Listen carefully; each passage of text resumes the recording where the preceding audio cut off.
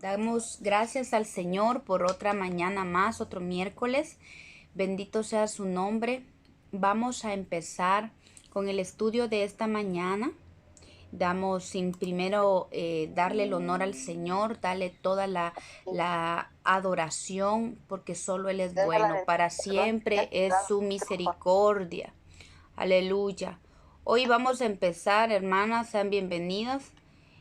Vamos a continuar con el estudio.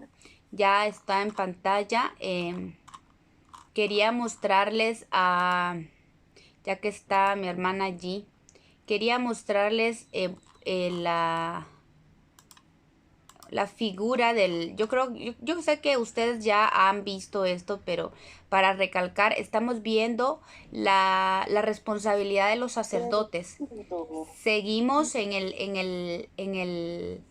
Nehemías capítulo 11, en el verso 10, hablando de los sacerdotes. Es un punto tan importante porque los sacerdotes son parte de ese 10% que se ofrece voluntariamente y que no solo van a habitar en Jerusalén, sino que ellos, los sacerdotes, son del grupo que va a subir hasta el monte Sión, donde va a estar el templo de Dios. En monte Sión es el lugar que Dios ha destinado para que esté su santo templo. Entonces, como sacerdotes que nosotros anhelamos llegar a ese lugar, entonces es importante que nosotros estemos entendiendo, conociendo y aprendiendo sobre las responsabilidades sacerdotales. Ustedes aquí tienen en pantalla el tabernáculo, ¿verdad? Miren, si se dan cuenta, el tabernáculo tenía toda esta pared del atrio, se le llama la pared del atrio, toda era de lino. Toda era de lino. Las columnas eran de plata. Las basas de aquí arriba eran de plata. Y, perdón, los capiteles le llamaban de plata y las basas son de bronce, ¿verdad? Y esto es una figura muy linda porque el lino pues nos sigue hablando, nos habla recapitulando de la justicia y de la santidad de Dios, ¿verdad? La justicia de Dios. La plata nos sigue hablando de la redención y los capiteles, perdón, y las basas, perdón, de bronce hablan del juicio de Dios. Y esto es bien importante porque esta muralla que estaba, pared, mejor dicho, pared de cortinas de lino que separaba el tabernáculo del resto, es simbólico para nosotros porque el entrar al tabernáculo, el entrar a este tabernáculo de Dios nos habla de la separación que hace Dios de nosotros con el mundo, ¿verdad? Y entendiendo que solo es por la justicia de Dios que podemos entrar. El bronce nos habla de que el Señor nos pasa juicio por el pecado, ¿verdad? Y por medio de la redención, que simboliza la plata, la redención, obtenemos lo que se llama la justicia de Dios y por esa justicia nosotros logramos entrar al tabernáculo de Dios, al pueblo de Dios, ¿verdad? Tomando como figura el tabernáculo como lo que es el pueblo de Dios y las posiciones que están dentro del tabernáculo. Pero aquí vemos el altar del holocausto, miren, estaba frente a la puerta, esta es la puerta del tabernáculo. Aquí entraban entraban las personas con su sacrificio. Vemos a los levitas haciendo su función sacerdotal, tanto su función como los levitas y también los que eran sacerdotes, que eran los que estaban a la par del sumo sacerdote. Vemos aquí el altar, como el fuego ardía, el holocausto. Y esto, algo que les quería comentar era que a la palabra de Dios dice que hay un salmo hermoso que habla, que dice que el altar, el sacrificio debe ser amarrado al altar de Dios.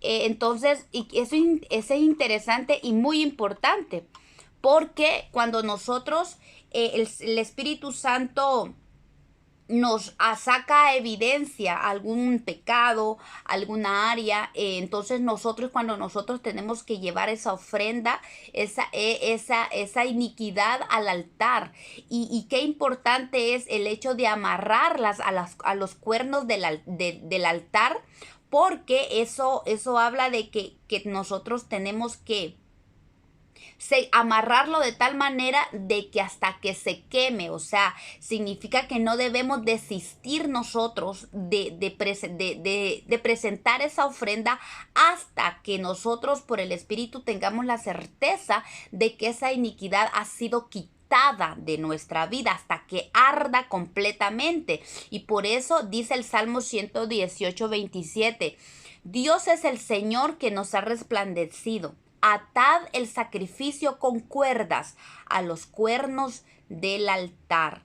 Y los cuernos del altar nos hablan de poder, ¿verdad? Entonces significa que cuando el sacrificio ha sido completamente quemado, cuando la iniquidad que nosotros la hemos presentado delante de Dios ha sido completamente quemada, eso nos empodera, nos da poder, nos ayuda a crecer un poco más, y eso nos bendice, porque trae para nosotros un peso más de gloria, es un avanzar, es un dejar atrás la iniquidad y saber que el Señor poco a poco está haciéndonos libre de toda esa iniquidad. Entonces, habíamos visto ya lo que era la responsabilidad del sacerdote, de los sacerdotes en el atrio, ¿verdad? Hablamos de los sacrificios, de la importancia de los 5 sacrificios que habían que presentar, y les decía que esos 5 sacrificios se estaban simbolizando las 5 columnas que estaban en la cual se sostenía la cortina para entrar al lugar santo. Entonces, cuando nosotros hemos presentado esos sacrificios, nos dan la entrada al lugar santo. O sea, es como una graduación. Nosotros podemos entrar ya al lugar santo. Es un crecimiento que el Señor nos permite para entrar a otra dimensión, a otra enseñanza que el Señor quiere. Y aquí vemos una imagen, les estoy presentando una imagen de lo que es ya el tabernáculo. En la anterior, pues, les presentaba lo que era el atrio, ¿verdad? Y aquí está el tabernáculo. Dentro del atrio está el tabernáculo. En esta siguiente imagen les estoy presentando ya lo que está dentro del tabernáculo, donde solo los sacerdotes podían entrar. Y como les decía, esa es nuestra meta: ir creciendo, no quedarnos en el nivel de levitas que quedan en el atrio, en el nivel de niños, en la estatura de niños que se quedan en el atrio. Nosotros queremos crecer y tomar nuestro papel de sacerdotes para poder entrar al lugar santo. Y en miras de poder entrar, o sea, de ocupar el lugar del sumo sacerdote que entraba al lugar santísimo. Hablando de las posiciones de crecimiento. Aunque todos ya el velo que separaba el lugar santo del lugar santísimo ya está roto. Ya como hijos de Dios tenemos libre entrada al trono hasta el lugar santísimo, ¿verdad? Pero en posiciones y en crecimiento, en madurez espiritual, esto es lo que nosotros queremos, crecer, porque solo los sacerdotes y el que alcanza el nivel de sumo sacerdote, que son los fieles, entonces son los que van a estar más cerca del Señor, entran a la intimidad con Dios, porque recordemos que aún dentro de Jerusalén, del monte santo de Dios, aún allí hay niveles, no todos, solo la novia es la única, la esposa del Cordero, que los que han alcanzado el nivel de sumos sacerdotes, el nivel de fieles, son los únicos que van a ser parte de esa novia, y es lo que todos estamos apuntando. Por eso es importante que vayamos creciendo. Ya vimos las responsabilidades del atrio y la manera de crecer para tomar nuestro papel de sacerdotes y entrar al lugar santo para empezar. Y vamos a ir viendo, pues ya vimos parte de la responsabilidad de entrar al lugar santo, las responsabilidades sacerdotales. Vemos aquí la mesa de los panes de la proposición. Allí están las 2 filas de pan y vemos a la par el candelero de oro y más adelante el altar del incienso que estaba al frente de la cortina de la entrada para la presencia de Dios, donde estaba el lugar santísimo. Entonces, la semana pasada vimos las responsabilidades de estar en la responsabilidad de la mesa del Señor, la mesa de la proposición. Hoy vamos a hablar un poquito de dentro de las responsabilidades del lugar santo. Vamos a ver, ya vimos las responsabilidades de la mesa de la proposición y vamos a seguir viendo la de las el candelabro de oro. Ahí también los sacerdotes tenían las responsabilidades que, igual que nosotros, una vez que ya hemos entrado al lugar santo, tenemos que tomar esas responsabilidades. Hablamos una cosa que quería recalcar, era que les hablábamos del hecho de que una vez que nosotros crecemos en el Señor y avanzamos y el Señor nos da un nivel de crecimiento y de madurez para entrar al lugar santo, como sacerdote, los sacerdotes se convierten en ese pan. Debemos convertirnos en ese pan para alimentar a otros. Y eso nos habla de otro nivel de sufrimiento, porque así como hay niveles de gloria, hay niveles de sufrimiento. No es lo mismo sufrir en el atrio que sufrir estando en el lugar santísimo.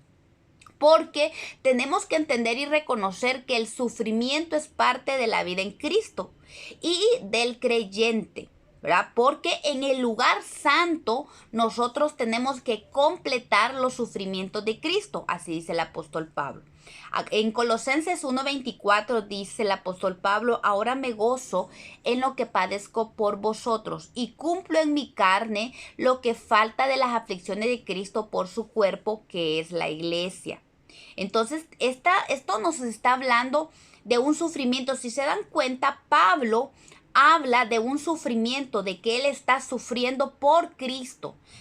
Recordemos que ya hemos hablado de esto, de una cosa es sufrir por nuestra necedad, por nuestros pecados, y otra cosa es sufrir por Cristo. En el atrio se sufre por el pecado, por eso es que nosotros presentamos sacrificio, ahí donde se presentan los sacrificios. Pero ya cuando pasamos al lugar santo, cuando nosotros tenemos que convertirnos en el pan y más adelante tenemos que ser como el candelabro que era formado con martillo, era labrado a martillo, nos sigue hablando de sufrimiento, pero esto ya es por Cristo, por amor a Cristo. En Hebreos 10:33 dice, por una parte dice, ciertamente con vituperios y tribulaciones fuiste hecho espectáculo, y por otra llegaste a ser compañero de los que estaban en una situación semejante. Y hablando el escritor de Hebreos de la importancia de que es el padecer o de sufrir vituperios o tribulaciones por Cristo, porque aquí el apóstol Pablo habla de aún de los héroes de la fe. Vemos aquí en Hebreos 11:36 dice, otros, hablando de los héroes de la fe, experimentaron vituperios, azotes y a más de estos prisiones y cárceles. Entonces estamos hablando de aquí ya de un sufrir por Cristo, pero este sufrir por Cristo vamos a ir viendo que da un peso de gloria poderoso en Dios. Entonces, hoy vamos a hablar sobre el candelabro o candelero de oro, que también se le llama menorá. Era una lámpara que consistía en 7 brazos o lámparas de aceite de oliva. representa a los 7 espíritus del Señor o las 7 unciones que recibió Cristo. Estaba hecho de oro, que representa la divinidad.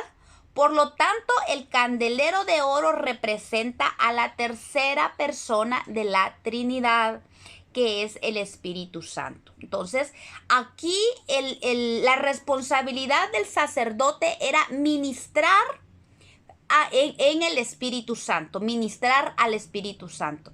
Dice Isaías 11:2, y reposará sobre él el espíritu de Jehová, el espíritu de sabiduría y de inteligencia, espíritu de consejo y de poder, espíritu de conocimiento y de temor de Jehová.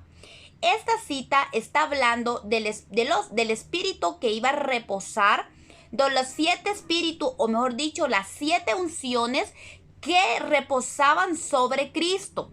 Y esas mismas 7 unciones están disponibles para nosotros. Tenemos que, como sacerdotes de Dios, tenemos que recibir o anhelar recibir esas 7 unciones del Espíritu. Entonces, miren, hermanas, no es lo mismo recibir, que vamos a hacer separación. Una cosa son recibir dones del Espíritu, los dones del Espíritu que se reciben en el atrio. Ahí en el atrio son los dones del Espíritu, y otra cosa son las unciones del Espíritu, ¿verdad? Recibir el espíritu de sabiduría, el espíritu de inteligencia, el espíritu de conocimiento. Estas 7 unciones que recibió el Señor Jesús y que están en Isaías. Por eso les decía, estas unciones solo la reciben aquellos que han tomado su papel de sacerdotes, se han vestido de lino, han tomado su lugar como sacerdotes y representantes de Dios, y han presentado sus 5 sacrificios que les ha dado la oportunidad de entrar al lugar santo, a otra dimensión del Espíritu Santo. Personas que ya están experimentando una revelación diferente de la palabra de Dios, y ahora también el Señor les da la capacidad como sumos sacerdotes, no solo la responsabilidad de ministrar al Espíritu Santo, sino también de recibir las unciones del Espíritu Santo. Porque tenemos que entender una cosa es ministrar al Espíritu Santo, y otra cosa es ser ministrados por el Espíritu Santo. Ministrar al Espíritu Santo es ponerme a su disposición. Espíritu Santo, aquí estoy. ¿Qué tú quieres que yo haga? Me pongo a su servicio. Entonces, el sacerdote que entra al lugar santo es una persona que es un hijo de Dios, que ya no está buscando tanto recibir, sino que anda buscando dar. Espíritu Santo, yo aquí estoy. Soy tu sacerdote, soy tu hijo, aquí estoy a tu servicio. Yo quiero ministrarte a ti. Y en lo que nosotros ministramos al Espíritu Santo frente al candelero de oro, Él nos ministra a nosotros. Y vamos a ir viendo cómo es que el Espíritu Santo nos ministra eso a nosotros. El sacerdote debía, mire, una de las responsabilidades es ministrar al Espíritu Santo. El sacerdote debía mantener encendida la llama desde la noche hasta la mañana. Eso lo encontramos en Éxodo 27, 20 y 21. Dice la palabra de Dios, se los quiero leer. 27, 20 dice: y mandarás a los hijos de Israel que te traigan aceite puro de olivas machacadas para el alumbrado, para hacer arder continuamente las lámparas. Desen cuenta, esa lámpara, la luz tenía que arder continuamente, dice. En el tabernáculo de reunión, afuera del velo que está delante del testimonio, las pondrá en orden Aarón y sus hijos para que ardan delante de Jehová desde la tarde hasta la mañana, como estatuto perpetuo de los hijos de Israel por sus generaciones. Eso tenía que arder continuamente. Una vez que se encendía en la noche hasta la mañana, no debía apagarse esa luz toda la noche. Y esto nos habla, hermanos, de un nivel de crecimiento y de madurez que el Señor nos va dando, y para que nosotros en los tiempos de oscuridad busquemos recibir estas 7 unciones para guiar a otros. Es esa necesidad de que como sacerdotes mantengamos la luz encendida. Aquí es donde nosotros nos damos cuenta si nosotros estamos ya tomando nuestro papel de sacerdotes, porque el sacerdote de Dios en tiempos de oscuridad no va a dejar que la lámpara se apague. Pero ahí vemos la madurez o la estatura, porque los niños menguan, los niños espiritualmente hablando, pues ya no están manteniendo ese fuego encendido. Y eso es una responsabilidad de todo sacerdote, de mantener la luz. El fuego del candelero tenía que mantenerse encendido continuamente, dice la palabra de Dios. Dice Apocalipsis 4:7, dice, y delante del trono ardían 7 lámparas de fuego, las cuales son los 7 espíritus de Dios. ¿Se dan cuenta? Esta referencia de Apocalipsis 4:7 está hablando de que las 7 lámparas del candelero de oro representan a los 7 espíritus de Dios. Vemos también que este mobiliario estaba labrado con martillo. Vuelvo aquí a decirles que así como nosotros, como sacerdote, tenemos que convertirnos en el pan para alimentar a otros, que habla de proceso, hablamos del proceso del trigo para convertirse en pan. Así también, para nosotros poder ministrar al Espíritu Santo, tenemos que aprender a dejarnos ser moldeados. Este candelero de oro, era labrado a martillo, a golpe, a puro golpe. Este candelero era hecho. Entonces, sí, nos sigue hablando de ser moldeados y de seguir creciendo para ir dando la estatura de Cristo. Y eso nos habla, vuelvo a repetir, de ser participantes no solo de sus sufrimientos, sino que cuando nosotros dejamos al Espíritu Santo que nos moldee y entramos a procesos del Espíritu, Él nos hace participantes de sus virtudes, atributos y del poder, ¿verdad? De nuestro amado Espíritu Santo. Entonces, para poder recibir estas unciones del Espíritu, tenemos que ser procesados, así como el candelero de oro era labrado a martillo. Nosotros también tenemos que dejarnos labrar y ministrar al Espíritu Santo para que se desaten sobre nosotros esas 7 unciones del Espíritu. Y estas vamos a ir viendo entonces las 7 unciones o los 7 espíritus del Señor. El primero, según Isaías capítulo 11, verso 2, el primero es el Espíritu del Señor. Este espíritu, dice la palabra, que es la unción para predicar y para libertar las almas de las garras del enemigo. Y esta cita, esto lo encontramos en Lucas capítulo 4, versos 18 y 19, donde el mismo Señor Jesús dice, el Espíritu del Señor está sobre mí. Ahí Él reconoce que la unción del Espíritu del Señor está sobre Él. ¿Y para qué está sobre Él? Dice, Él me ha ungido para dar buenas nuevas a los pobres. Me ha enviado a sacar a los quebrantados de corazón, a pregonar libertad a los cautivos y vista a los ciegos, a poner libertad a los oprimidos, a predicar el año agradable del Señor.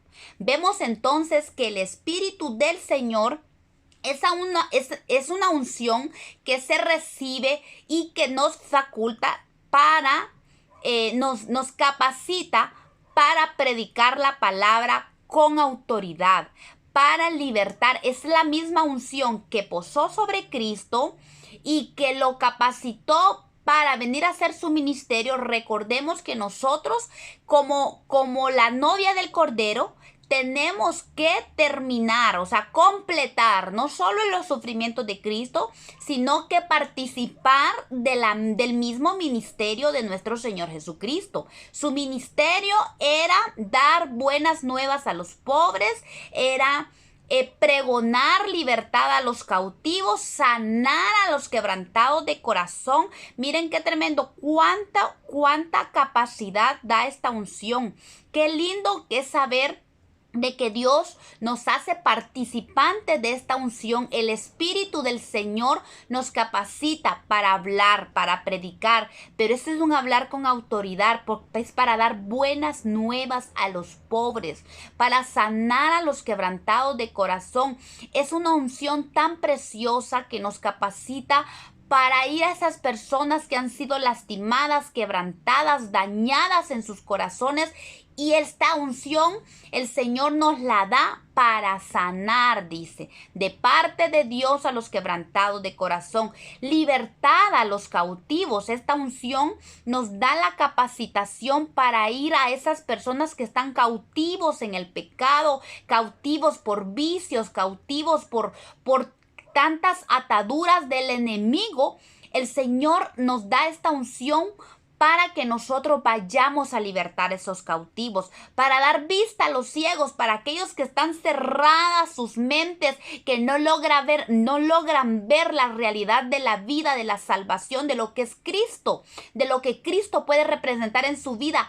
Esta unción nos da la capacidad para abrirle los ojos a los ciegos, esos que no logran ver, para poner en libertad no solo a los cautivos, sino que a aquellos que están siendo oprimidos, porque hay gente que está siendo cautiva, pero hay gente que está siendo oprimida, está sufriendo en medio de ese cautiverio. Entonces también la unción del Señor nos capacita para eso, y como dice también, para predicar el año agradable del Señor. Es para decirle a aquellas personas que no conocen al Señor: Cristo vino, Cristo murió en la cruz y resucitó para que puedas tener vida. Ya es el año agradable, ya puedes salir de la condición donde estás y puedes venir a Cristo, puedes venir al amor de Cristo, puedes recibir su amor, ese amor que te liberta, ese amor que te saca de la amargura, te saca de la tristeza. Es el año agradable del Señor. Y qué hermoso es esta unción. Y fíjense que esta unción era la vara central del candelero. De esta vara central salían las otras 6 ramas, ¿verdad? Y de donde venían las otras 7 unciones. Significa que del Espíritu del Señor salen las demás unciones. Por ejemplo, la segunda unción es el Espíritu de sabiduría. Esta unción nos da la dirección y nos hace que elijamos correctamente y tomemos las decisiones adecuadas. Esta unción es tan importante en nuestra vida porque esta unción debe gobernar nuestra vida. La sabiduría es una unción que todo hijo de Dios debe anhelar, todo sacerdote debe anhelar. Recordemos que el rey Salomón, cuando fue coronado rey de Israel, él era muy joven. Y dice la palabra del Señor en Primera de Reyes, capítulo 3, verso 9 al 14, que él le dijo al Señor que era muy joven y que él no sabía cómo gobernar, y que le diera, por favor, la capacidad para gobernar, la capacidad para dirigir al pueblo, para gobernar, para llevarlo en justicia. Y dice la palabra del Señor que a Dios le agradó que Salomón no pidiera riqueza, no pidiera gloria, sino que pidiera sabiduría. Entonces nosotros tenemos que aprender a pedir esa sabiduría, y no solo a pedirla, a buscarla. Porque el espíritu de sabiduría viene a nosotros cuando aprendemos a vivir en la voluntad de Dios. Deuteronomio 4, verso 6 dice: guárdalos pues y ponlos por obra. ¿Qué cosa? Los mandamientos de Dios. Porque esta es vuestra sabiduría y vuestra inteligencia ante los ojos de los pueblos. El guardar los mandamientos de Dios y ponerlos por obra y vivirlos, ¿verdad? No solo es que yo sepa cuáles son los mandamientos de Dios, sino que tome esos mandamientos para que gobiernen mi vida. Cuando yo dejo que los mandamientos de Dios gobiernen mi vida, entonces estoy viviendo y estoy dejando que la sabiduría me gobierne a mí. Dice, porque esta es vuestra sabiduría y vuestra inteligencia entre los ojos de los pueblos, los cuales oirán todos estos estatutos y dirán, ciertamente pueblo sabio y entendido, nación grande es esta. Y es que la sabiduría de Dios está fundada sobre 7 columnas. Yo ya le he dicho que vamos a hacer un estudio sobre esto más detallado, ¿verdad? Pero el sacerdote de Dios las pondrá como fundamento en su vida, estas 7 columnas. Y esas pues hemos visto que las encontramos en Santiago capítulo 3 verso 17, donde dice, pero la sabiduría que es de lo alto es primeramente pura, pacífica, amable, benigna, llena de misericordia y buenos frutos, sin incertidumbre ni hipocresía.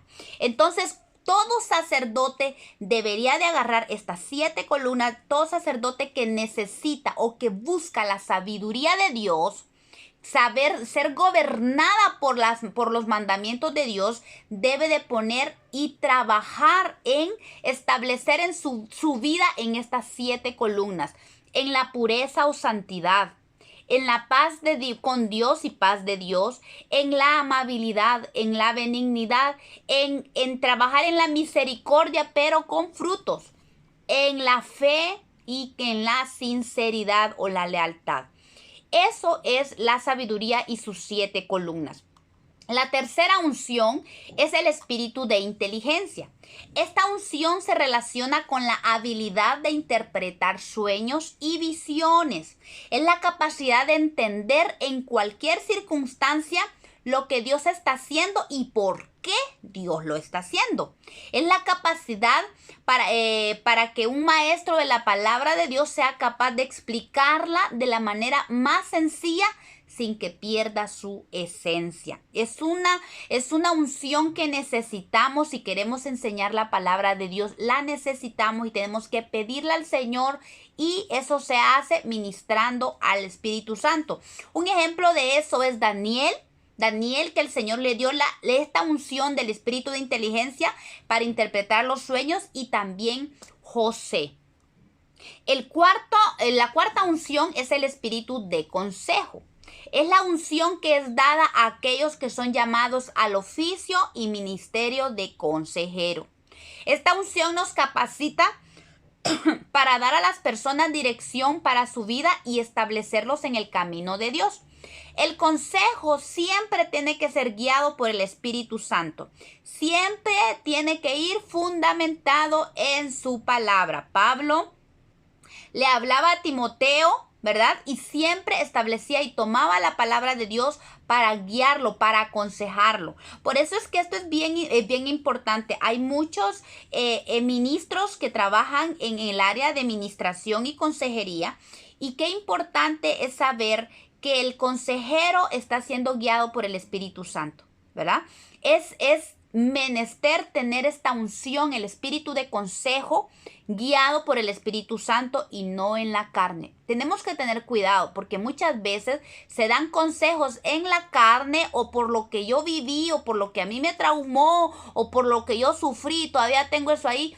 Y a veces, en lugar de ponernos a preguntarle al Espíritu Santo, ¿cuál es el consejo que tú quieres para esta persona? ¿Qué quieres que le aconseje?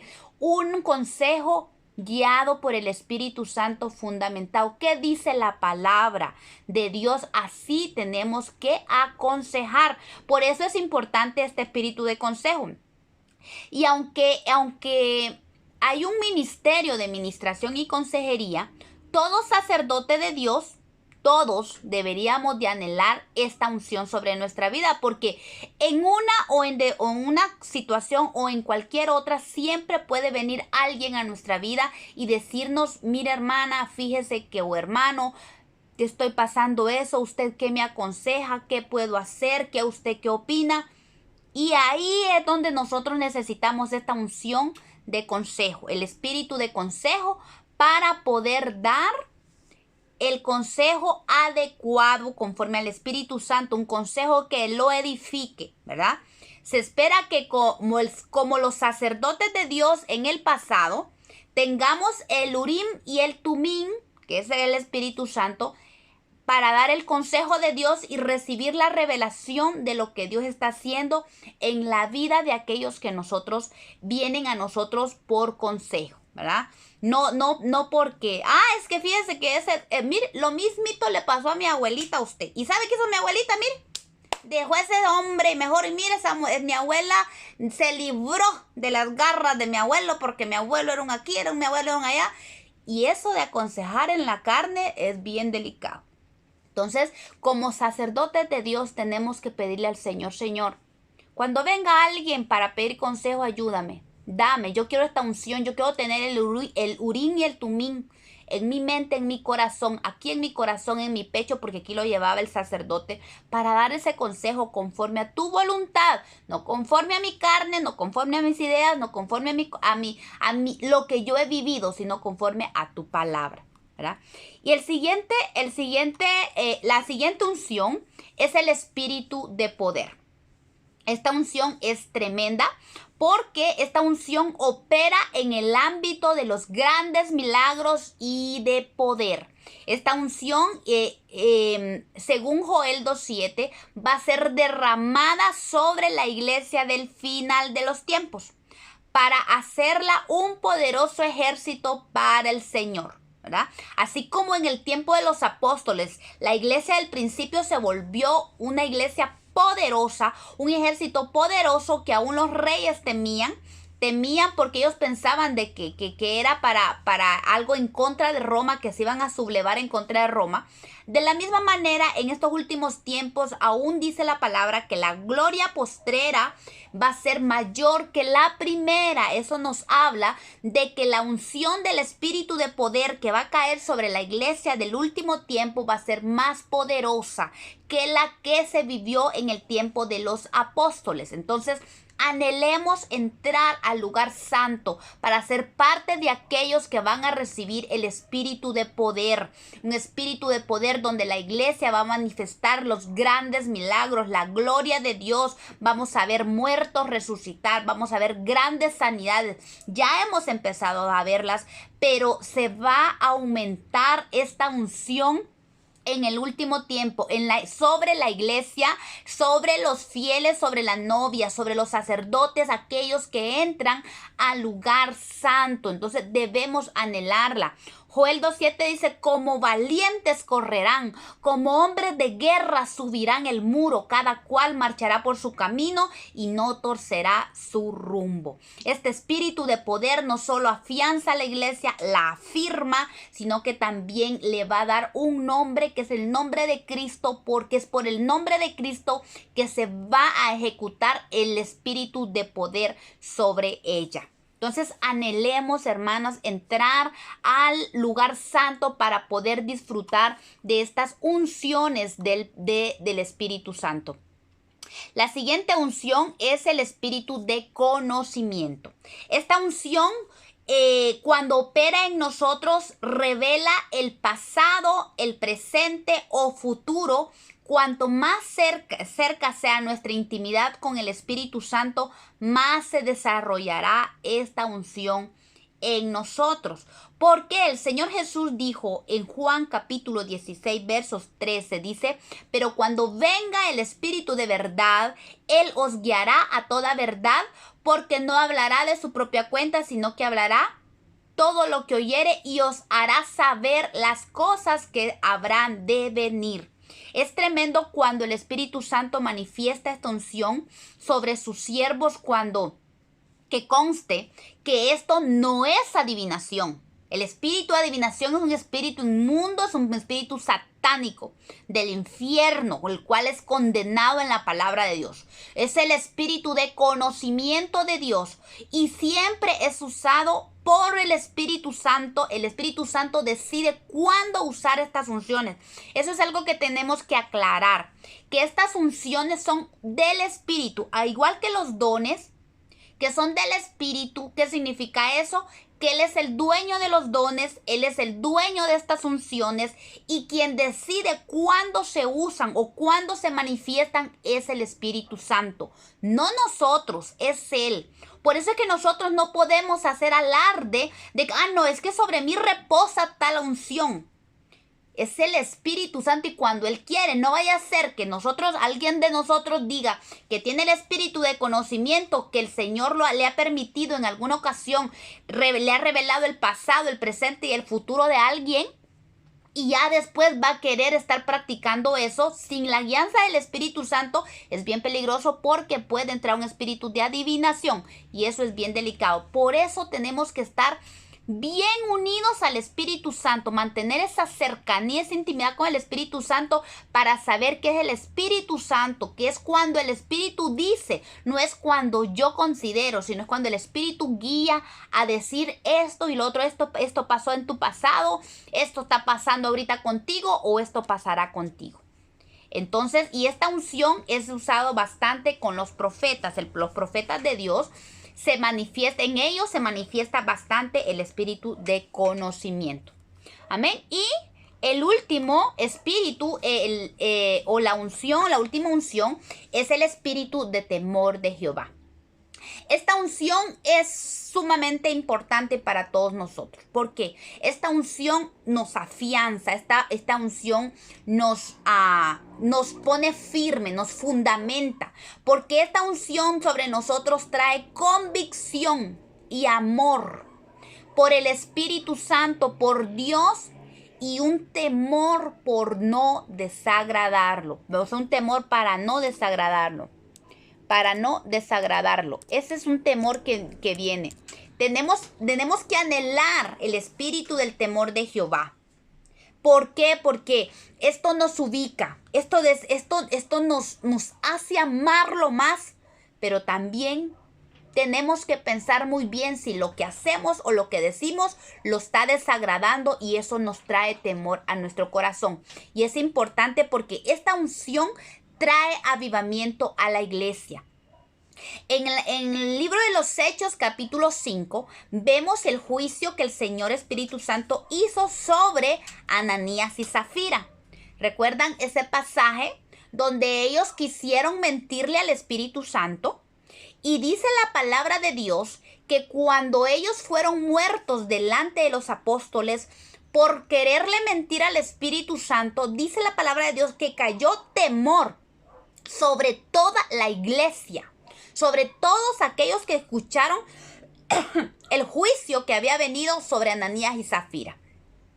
Ese temor santo, ese temor reverente, dice la palabra que creó un avivamiento en la iglesia, un amor más ferviente por Dios y un temor reverente para no agradarlo. Entonces el temor de Jehová no solo nos aparta de pecar contra Dios, sino que aviva ese amor por Dios. Entonces es importante que nosotros oremos para que el espíritu de temor de Jehová venga a la iglesia ahorita en este tiempo, porque solo el temor de Jehová va a traer arrepentimiento, solo el temor de Jehová va a traer aquello que necesitamos para alejarnos del pecado, para romper con las ataduras y para buscar a Dios en espíritu y en verdad.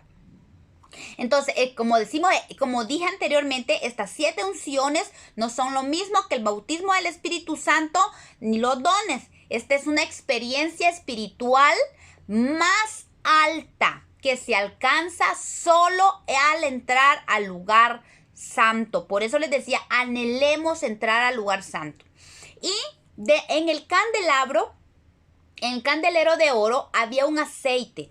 La palabra de Dios dijo que el aceite tenía que ser de olivas machacadas. Y el aceite es símbolo de la unción del Espíritu Santo, que debe fluir constantemente en nosotros como sacerdotes, porque ese es el deseo del Señor.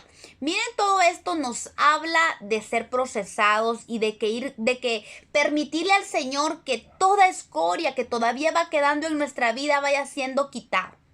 Dice que al igual que el proceso de las olivas para sacar el aceite, estas olivas tienen que ser machacadas y pasadas por prensas para sacar el aceite, también el sacerdote, ¿verdad?, que ministra el Espíritu Santo debe pasar procesos para que fluya el aceite de la unción en su vida. ¿Se dan cuenta? Todo se necesita, tenemos que pagar un precio para todo. La verdad es que la unción, estas 7 unciones del Espíritu, hay que buscarlas, hay que anhelarlas. Nunca va a venir la unción si usted ni siquiera ora, ni siquiera busca la palabra, si no tiene comunión con el Espíritu. Olvídese, jamás van a venir estas 7 unciones sobre nuestra vida si nosotros somos negligentes en nuestra vida espiritual y no buscamos al Señor. Necesitamos aprender que en este punto, ya en un nivel de crecimiento del lugar santísimo, todo proceso es para el Señor y para darnos un peso de gloria, como decía el apóstol Pedro, ¿da? Y aquí en Éxodo 27:20 es donde habla, ya les leí sobre esto, que tenía que ser de aceite puro de olivas machacadas, ¿verdad? Efesios 1:17-18 dice: para que el Dios de nuestro Señor Jesucristo, el Padre de gloria, os dé espíritu de sabiduría y revelación en el conocimiento de Él, alumbrando los ojos de vuestro entendimiento, para que sepáis cuál es la esperanza a que Él os ha llamado y cuál es la riqueza de la gloria de su herencia en los santos. Miren, hermanas, este aceite es muy importante que nosotros permitamos que fluya en nuestra vida. Y para terminar, quería hacerles una similitud, podría decir, o una, ¿cómo se puede decir? Un equilibrio o una enseñanza, perdón, en lo que es el aceite, para que fluya el aceite en la historia de esta viuda que encontramos en Segunda de Reyes capítulo 4. En Segunda de Reyes capítulo 4, del verso del 1 al 7, encontramos la historia de una viuda, para que veamos bien exactamente cómo es que el aceite puede fluir, debe fluir, y debemos permitirle que fluya en nuestra vida. ¿Cómo es eso? ¿Cómo es que yo voy a permitir que ese aceite fluya? ¿Cómo le hago? ¿Cómo es que se machacan las olivas? Pues yo quiero ser ese sacerdote de Dios, quiero cumplir mi papel y quiero que haya aceite. No solo tengo que pedir ese aceite, sino que en Segunda de Reyes capítulo 4, verso 1 al 7, nos cuenta la historia de una viuda. Dice la palabra de Dios así: una mujer de las mujeres de los hijos de los profetas clamó a Eliseo diciendo: tu siervo mi marido ha muerto, y tú sabes que tu siervo era temeroso de Jehová, y ha venido el acreedor para tomarse 2 hijos míos por siervos. Y Eliseo le dijo: ¿qué te haré yo? Declárame qué tienes en casa. Y ella dijo: tu sierva ninguna cosa tiene en casa sino una vasija de aceite. Él le dijo: ve y pide para ti vasijas prestadas de todos tus vecinos, vasijas vacías, no pocas. Entra luego y enciérrate tú y tus hijos y echa en todas las vasijas, y cuando una esté llena, ponla aparte. Y se fue la mujer y cerró la puerta, encerrándose ella y sus hijos, y ellos le traían una vasija y ella echaba el aceite. Cuando las vasijas estuvieron llenas, dijo a un hijo suyo: tráeme aún otras vasijas. Y él dijo: no hay más vasijas. Entonces cesó el aceite. Vino ella luego y lo contó al varón de Dios, el cual dijo: ve, vende el aceite y paga a tus acreedores, y tú y tus hijos vivid de lo que quede. Vean esto. Este pasaje es bien importante porque nos enseña cómo hacer fluir el aceite en nuestra vida. Esta mujer era viuda de uno de los hijos de los profetas que estaban con Eliseo. La palabra de Dios nos dice que este hombre, el marido de la viuda, el que había muerto, era un hombre temeroso de Dios, por lo que era un hombre de unción, era un hijo de un profeta, era temeroso de Dios, entonces era un hombre de unción, ¿verdad? Primero, era un hombre de unción. Esto significa que este hombre había heredado esa unción a los suyos, ¿verdad? Por eso es importante que busquemos esta unción, hermanos y hermanas, para que podamos heredarla a nuestros hijos. Aún después que muramos, ellos podrán disfrutar y ser participantes de esta unción. Fíjense que este hombre había muerto Y esta viuda no había entendido el poder que tenía en casa. Ella dijo que solo tenía una pequeña vasija en casa. Ella no había entendido. El Señor me enseñaba la vez pasada sobre esto. Me decía el Señor que el esposo, él había heredado esa unción. Esa había sido una herencia del esposo, ese aceite. Era un hombre temeroso, era hijo de profeta, era un hombre de unción y había dejado la unción en su casa. Y la viuda no se había dado cuenta, no había entendido porque no se le había revelado. Y el Señor me enseñaba de la importancia de buscar esta unción para que nosotros, el Señor nos dé la capacidad para que nosotros podamos heredar esta unción. No es que signifique que nuestros hijos, pues, ya tienen la unción, pues no tienen que buscar. No, es una unción que les hereda el amor por esta unción. ¿Me entienden? Es que ellos puedan disfrutar de esta unción y puedan aprender a buscar para que nunca falte el aceite en sus vidas tampoco. Si nosotros somos hombres y mujeres de unción, tenga la certeza que nuestros hijos van a mantener aceite también ellos en sus vidas. Por eso es importante, y esto el Señor me enseñaba, que este hombre, hijo de profeta, era un hombre de unción y él había heredado unción a los suyos. Pero resulta que la viuda nunca había entendido lo que tenía en su casa. Tuvo que ser revelado por Dios a través de Eliseo para que ella entendiera lo que tenía en casa. Y por eso el profeta le da instrucciones para activar la unción en su casa. Y le dice primero, le dijo que se preparara le dio instrucciones para prepararse para recibir la unción. No solo para recibir, sino que para que la unción fluyera en ella y en los suyos. Le dijo, primero, debía buscar abundantes vasijas o contenedores para el aceite. Tenía que buscar lo más que pudiera. Y le dijo que debía preparar estas vasijas. ¿Qué significa preparar? Porque le dijo, tienen que ser vasijas vacías, no llenas, vacías. Y ese lleva una implicación de que no solo tienen que ser vasijas vacías, sino que también vasijas limpias. Ella tenía que preparar esos contenedores porque un aceite no era funcional o no podía ella vender ese aceite si primero la vasija estaba sucia. O si tenía algo, tenía sucitos, tenía polvo. Si usted se da cuenta, usted agarra aceite y lo echa en un trasto sucio, ese aceite se contamina y es imposible que usted diga, usted vaya a decir, voy a vender este aceite. Lo primero que le van a decir, mire, este aceite trae basura, trae polvo, trae suciedad. Entonces esta mujer tenía que limpiar las vasijas, lavar las vasijas, estar segura de que la vasija estaba limpia, estaba vacía. Y eso nos habla de prepararnos nosotros. Si nosotros queremos la unción, que fluya la unción del Espíritu Santo en nosotros, tenemos que preparar esta vasija. Lavarla, limpiarla, desocuparla, vaciarla. Que esté lista y limpia para recibir el aceite. De manera de que no se salga, no se bote ni se contamine el aceite de la unción del Espíritu Santo. Porque si nuestra vasija encima que esté sucia va a estar rota, peor todavía. Es una vasija que no tenía que estar rota, no tenía que estar sucia, para que no se desperdiciara el aceite, para que no se contaminara el aceite. De la misma manera es una forma. Nosotros queremos tener la unción del Espíritu Santo en nuestra vida. Aprendamos a preparar la vasija, a preparar el contenedor para el aceite.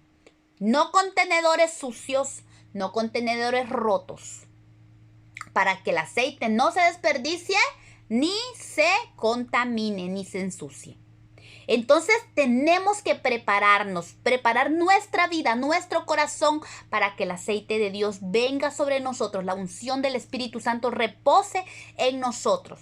También nos habla del trabajo que debemos hacer en los nuestros como autoridad. Una forma de vaciar las vasijas de nuestros hijos es cortar esas líneas de iniquidad heredadas que existen en ellos. Que desgraciadamente, si nosotros no hemos aprendido a cortarlas en nosotros o no aprendimos a cortarlas, la heredamos a los nuestros. Pero aún nosotros tenemos la capacidad por medio del Señor, por la redención, por su sangre. Él nos ha dado la autoridad para que nosotros rompamos esas líneas de iniquidad en no solo en nuestra vida, porque tenemos que preparar nuestra vasija, sino también en los nuestros. ¿Sí? Entonces, esa es la forma en que nosotros como padres podemos preparar las vasijas de nuestros hijos para que ellos también tengan vasijas adecuadas para recibir esa unción y para que ellos puedan heredar la unción del Espíritu Santo en esta vida. Miren que esto es bien precioso y se podría hacer un estudio tremendo de esto. Qué importante es preparar las vasijas de nuestros hijos para que reciban la unción del Espíritu Santo, que ellos sean libres de toda atadura del diablo, que ellos puedan estar libres de toda basura, de toda suciedad. Incluso habla de que sus vasijas sean sanas, que no tengan quebraduras. Significa que en nosotros está la autoridad del Señor para sanar esas vasijas. Miren qué lindo, porque nosotros tenemos que trabajar y clamar y pedirle al Señor que los corazones de nuestros hijos sean sanados. Muchos de nuestros hijos están con sus corazones lastimados. Si sus vasijas están quebradas, dañadas, es imposible que retengan el aceite, la unción del Espíritu en sus vidas. Entonces, nuestro papel es preparar esas vasijas para que cuando esté fluyendo el aceite, sean unos contenedores sanos para que mantengan el aceite y la unción de Dios en sus vidas. Luego sigue con la instrucción el profeta y le dice: entra en la casa con los tuyos, le dijo a la mujer. Entonces, esto me habla que la búsqueda de la unción o es una cuestión, de familia. El profeta le dice que tiene que involucrar a los suyos en esto. Ve con tus hijos, le dice. Consigue las vasijas. Es un trabajo de familia y esto es lindo porque el Señor sigue involucrando la familia. Es tan importante la familia para el Señor.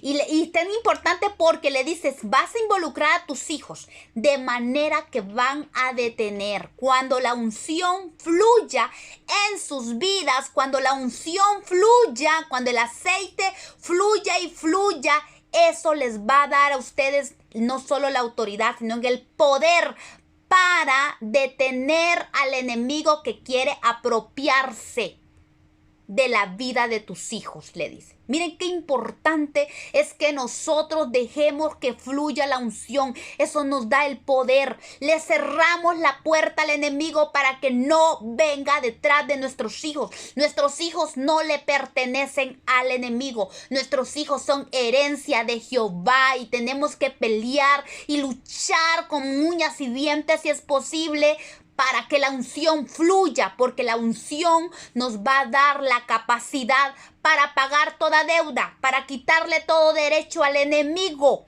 que tiene sobre nuestras vidas.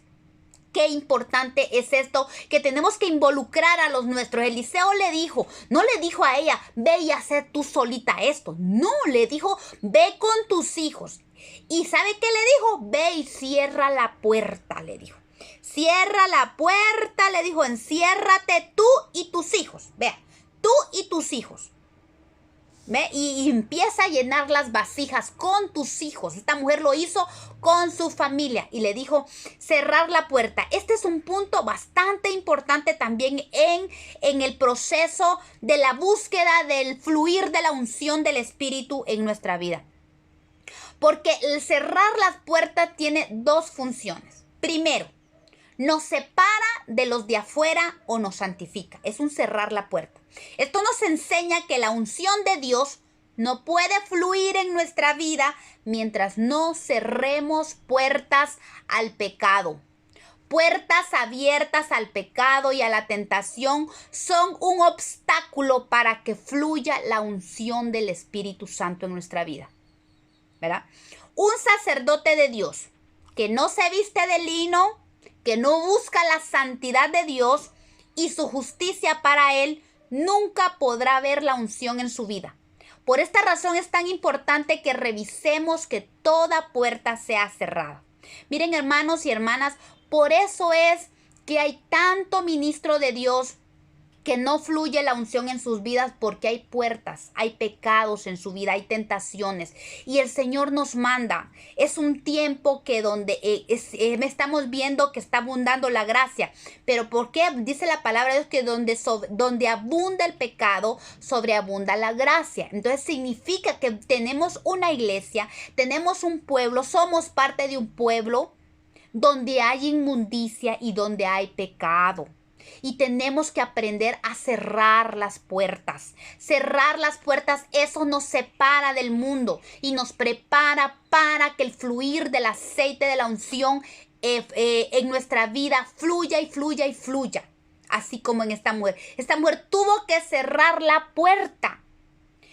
Recordemos, siempre me encanta este verso y siempre lo digo porque el Señor le dijo a Caín, el pecado está a la puerta. Siempre va a estar a la puerta el pecado.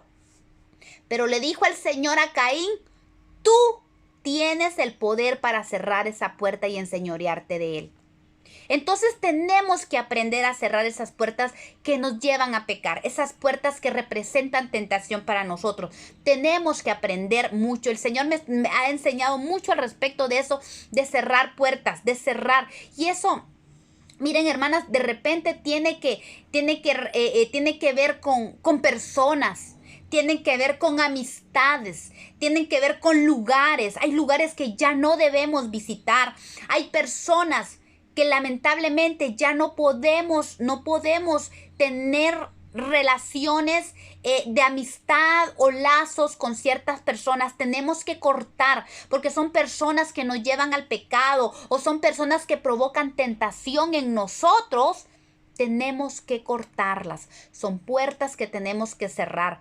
A veces puede ser las redes sociales, pueden ser puertas de iniquidad, de pecado, de tentación para nosotros. Cerrémosla de verdad, cortemos.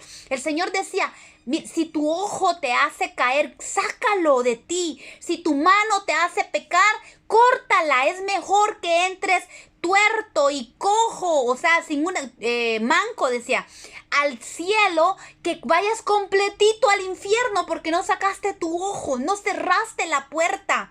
Por eso es que si somos sacerdotes de Dios, tenemos que examinar todas esas puertas. ¿Qué puerta tengo abierta? ¿Qué puerta no me está permitiendo que el fluir del aceite esté en mi vida? Revisemos esas puertas. Esta mujer, antes de que el aceite fluyera, tuvo que cerrar la puerta, ¿verdad? Y segundo, esta puerta habla de intimidad. La puerta, cuando buscamos esa comunión, esa relación íntima, representa una entrega total, donde aprendemos a amarle a Dios, a disfrutar de su presencia y de su amor. Qué lindo cuando el Espíritu Santo despierte en nosotros ese deseo, esa ansiedad por buscarlo, ese anhelo. Mire cómo dice el Salmo 11, me mostrarás la senda de la vida, en tu presencia y plenitud de gozo, delicias a tu diestra para siempre. Qué lindo es aprender a disfrutar de la presencia de Dios, pero con la puerta cerrada. Muchas veces no buscamos la intimidad, no cerramos. El cerrar esa puerta significa cortar con todo aquello, con cualquier distractor que le impida entrar un ratito a su aposento, como decía el Señor.